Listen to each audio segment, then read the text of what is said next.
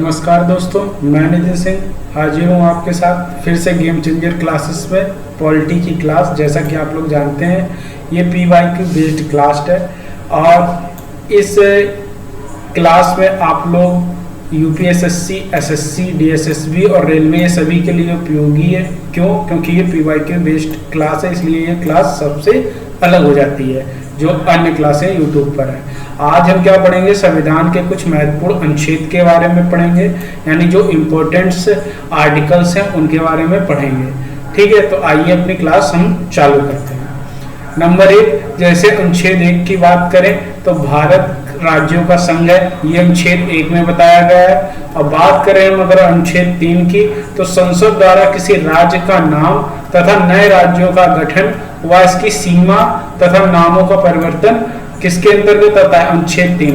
यानी अनुच्छेद 3 के अंतर्गत क्या होता है कि किसी भी राज्य का क्या नाम रहेगा और नए राज्य का गठन हो सकता है इसके अंतर्गत। जैसे उत्तर प्रदेश से अलग करके उत्तराखंड बनाया गया तो अनुच्छेद 3 के अंतर्गत बनाया गया। और सीमाएं निर्धारित होती हैं या नामों में परिवर्तन होता है, वो भी किसके अंतर्गत होता है? अनुच्छेद 3 के अंतर्गत होता है। बात करें अनुच्छेद 5 की, अनुच्छेद 5 में क्या बताया गया है? नागरिकता के बारे में बताया गया है। अनुच्छेद 12 में राज्य शब्द की परिभाषा दी गई है। क्या दी गई है? राज्य शब्द की परिभाषा दी गई है।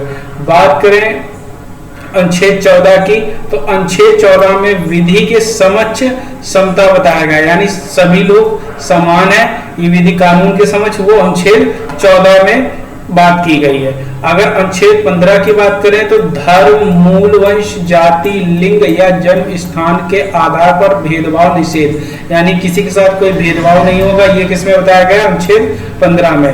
14 में क्या बताया गया कि कानून सभी के लिए समान है। अनुच्छेद 15 में क्या बताया गया है कि किसी के साथ भेदभाव नहीं होगा। लोक नियोजन में समता अनुच्छेद 16 के अंतर्गत बताया गया है। अस्पृश्यता का अंत अनुच्छेद 17 के अंतर्गत बताया गया है। उपाधियों का अंत अनुच्छेद 18 के अंतर्गत बताया गया है। बोलने की स्वतंत्रता अनुच्छेद 19 के अंतर्गत बताई गई है।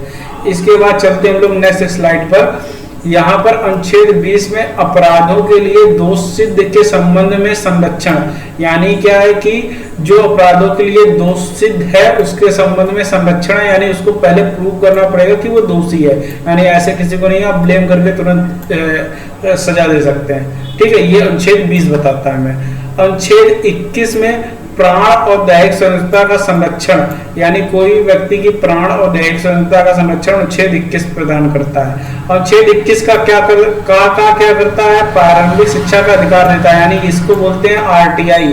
RTI क्या होता है? अनुच्छेद 21 का होता है। ठीक है, और बात करें अगर अनुच्छेद 22 की, कुछ दिशाओं में गिरफ्तारी और निरोध से संरक्षण, यानी कुछ दिशाओं में क्या होती है? गिरफ्तारी से बचाता है। कौन सा? अनुच्छेद 22 बचाता है। अनुच्छेद 23 क्या करता है? मानव के दुर्व्यापार और बालाश्रम का निषेध, यानी कोई भी जो 14 साल से नीचे का बालक है या 18 साल से नीचे का, तो उनको क्या होता है? काम नहीं कर सकते। ये कौन बताता है? अनुच्छेद 23।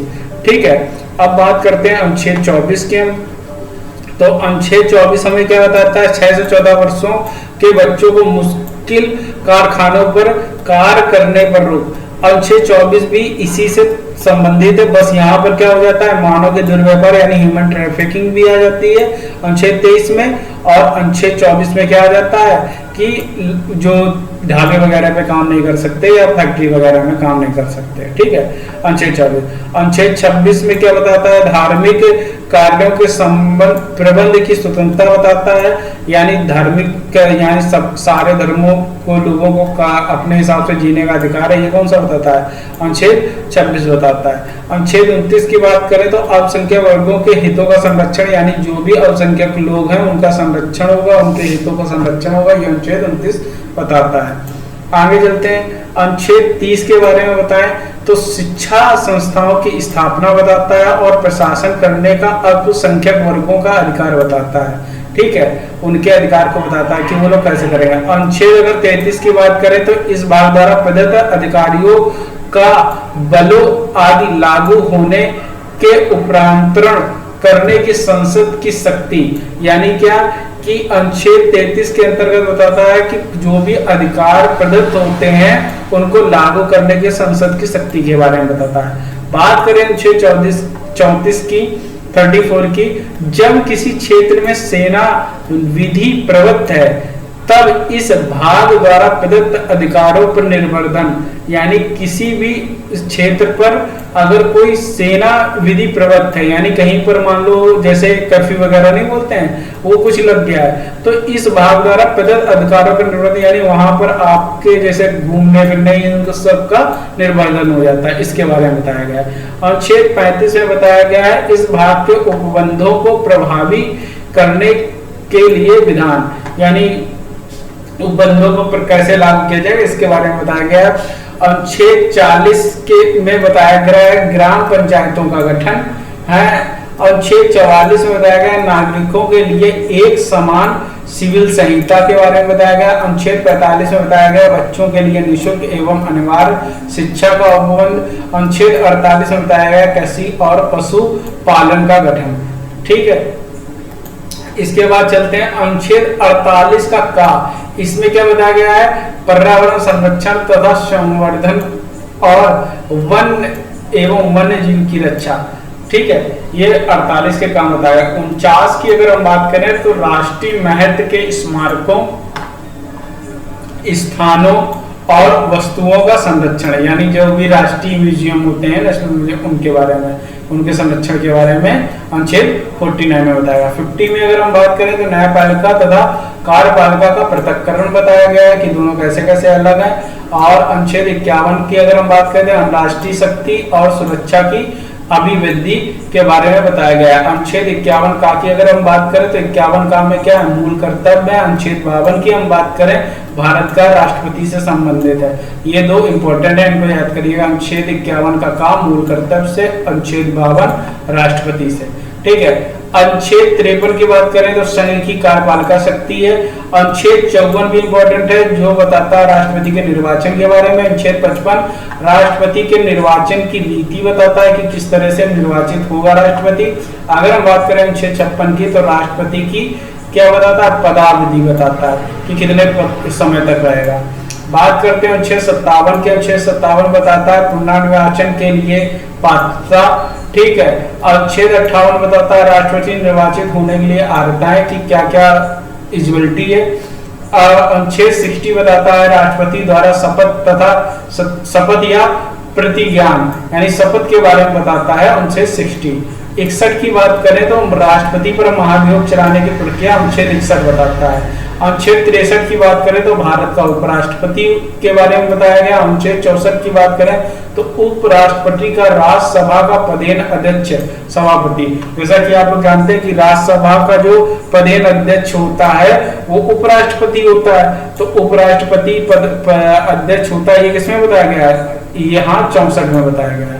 66 की बात करें तो उपराष्ट्रपति के निर्वाचन के बारे में बताया गया है। 67 की बात करें तो उपराष्ट्रपति पदावधि के बारे में बताया गया है। 69 की अगर बात करें तो उपराष्ट्रपति द्वारा शपथ के बारे में बताया गया है। 72 की अगर हम बात करें 72 की तो राष्ट्रपति को क्षमादान की शक्ति के बारे में बताया गया है। अगर हम बात करें अनुच्छेद 74 की राष्ट्रपति को सलाह या सहायता देने के लिए मंत्रिपरिषद का गठन होता है इसमें। ठीक है, या मंत्रिपरिषद को बताने के लिए बताया गया है। बात करते हैं वही अनुच्छेद 76 की भारत का महान्यायवादी के बारे में बताया गया है। अनुच्छेद 77 की बात करें तो भारत सरकार के कार्यों का संचालन बताया गया है। अनुच्छेद 78 की बात करें राष्ट्रपति को जानकारी आदि देने के संबंध में पीएम के कर्तव्य के बारे में बताया गया है। अनुच्छेद 79 की बात करें संसद का गठन बताया गया है। अनुच्छेद 80 की बात करें राज्यसभा की संरचना बताई गई है। अनुच्छेद 81 की बात करें लोकसभा की संरचना बताई गई है। अनुच्छेद 85 की बात करें संसद का सत्र, ये 17वां और विघटन के बारे में बताया गया है। अनुच्छेद 93 का लोकसभा का अध्यक्ष और उपाध्यक्ष के बारे में बताया गया। अनुच्छेद 98 की अगर हम बात करें संसद का सचिवालय के बारे में बताया गया। अनुच्छेद 69 की बात करें संसद सदस्यों के वेतन और भत्ते के बारे में बताया गया। अनुच्छेद 108 की बात करें कुछ दशाओं में दोनों सदनों की संयुक्त बैठक के बारे में बताया गया। अनुच्छेद 110 की बात करें धन विधेयक की परिभाषा के बारे में बताया गया है। 110 में धन विधेयक की परिभाषा है, ये ध्यान रखिएगा, इंपॉर्टेंट है। ठीक है, अगर हम बात करें अनुच्छेद 117 की, तो 117 में बताया गया है वित्त विधेयकों के बारे में विशेष उपबंध। अगर अनुच्छेद 124 की हम बात करें उच्चतम न्यायालय की स्थापना और गठन के बारे में बताया गया। अनुच्छेद 125 की अगर बात करें न्यायाधीशों के वेतन के बारे में बताया गया। अनुच्छेद 129 की बात करें उच्चतम न्यायालय का अभिलेख न्यायालय होना, ये बताया गया। अनुच्छेद 137 की अगर हम बात करें तो निर्णयों या आदेशों का उच्चतम न्यायालय द्वारा पुनर्विलोकन, यानी क्या हाई कोर्ट किसी भी डिसीजन पर क्या कर सकता है, पुनर्विलोकन कर सकता है। तो ये अनुच्छेद 137 बताता है। और अनुच्छेद 143 में क्या बताया, उच्चतम न्यायालय से परामर्श करने की राष्ट्रपति की शक्ति। जैसे अभी पूछा गया था कि राष्ट्रपति जी ने कि उच्चतम न्यायालय सलाह दे सकता है या नहीं दे सकता, राष्ट्रपति को बताएगा। अभी विवाद आया था सामने, तो गवाई जी ने आंसर दिया था। तो यह अनुच्छेद 143 है, क्या उच्चतम न्यायालय राष्ट्रपति को सलाह दे सकता है। ठीक है, ये शक्ति है उच्चतम न्यायालय के पास। और 148 क्या बताता है, भारत का नियंत्रण महालेखा परीक्षक के बारे में बताता है, ये याद कर लीजिएगा, इंपॉर्टेंट था। 153 राज्यों के राज्यपाल के बारे में बताता है। 155 राज्यपाल की नियुक्ति के बारे में बताता है। 156 राज्यपाल की पदावधि के बारे में। 157 राज्यपाल की नियुक्त होने के लिए आर्ता एलिजिबिलिटी के बारे में बताता है। अगर हम बात करें यहीं पर 157 की, तो राज्यपाल की नियुक्ति के लिए आर्ताएं ये आप पढ़ चुके हो। 159 की बात करें राज्यपाल द्वारा शपथ पत्र के बारे में बताता है। 163 की बात करें तो राज्यपाल को सहायता और सलाह देने के लिए मंत्रिपरिषद के बारे में बताता है। 168 की बात करें तो राज्यों के विधानमंडलों का गठन के बारे में बताता है। 169 की बात करें तो राज्यों में विधान परिषदों का उत्पादन या सृजन के बारे में बताता है। 178 की बात करें विधानसभा का अध्यक्ष और उपाध्यक्ष के बारे में बताता है। 182 की अगर बात करें विधान परिषद और सभापति और उपसभापति के बारे में बताता है। वहीं अगर 214 की बात करें, 214 की बात करें तो राज्यों के लिए उच्च न्यायालय के बारे में बताता है। अनुच्छेद 217 की अगर बात करें तो उच्च न्यायालय के न्यायाधीश की नियुक्ति और उसके पद की शर्त के बारे में बताता है कि एलिजिबिलिटी क्या होगी। ठीक है, और अगर अनुच्छेद 233 की बात करें तो जिला न्यायाधीशों की नियुक्ति के बारे में बताता है। अगर 243 के का की बात करें तो ग्राम सभा के बारे में बताता है। 243 के खा की अगर बात करें तो पंचायतों की संरचना के बारे में बताता है।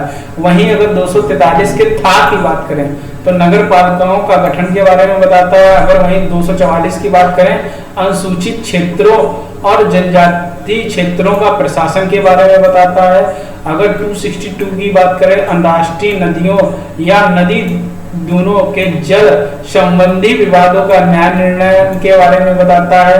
अगर 263 की बात करें अंतर्राष्ट्रीय परिषद के संबंध में उपबंध में है।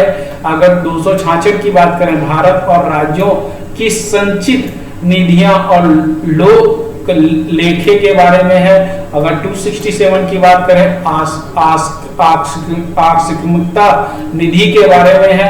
अगर वही 280 की बात करें तो वित्त आयोग, ये याद रखिएगा 280 वित्त आयोग और 315 संघ और राज्यों के लिए लोक सेवा आयोग, ये भी इंपॉर्टेंट है। 315 संघ और राज्यों के लिए लोक सेवा आयोग। अगर हम बात करें वही 329 की तो निर्वाचन संबंधी मामलों में न्यायालयों के हस्तक्षेप का वर्जन, यानी निर्वाचन संबंधी मामलों में क्या है, न्यायालय बीच में हस्तक्षेप नहीं कर सकता है। अगर हम बात करें 330 की लोकसभा में अनुसूचित जातियों और अनुसूचित जनजातियों के लिए स्थानों का आरक्षण।